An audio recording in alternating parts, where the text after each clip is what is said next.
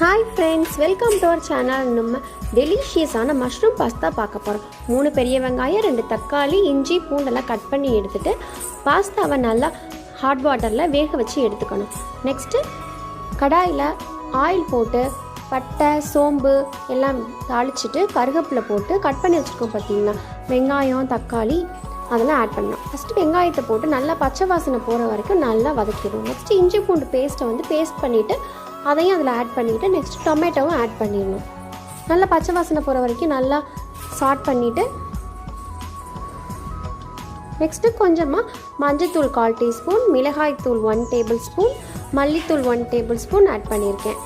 Next அதெல்லாம் mix பண்ணிவிட்டு next mushroom இருக்குது பார்த்திங்கன்னா, அதை நல்லா வாஷ் பண்ணிவிட்டு குட்டி குட்டியாக கட் பண்ணி அதையும் அந்த மசாலாவில் ஆட் பண்ணிடணும்.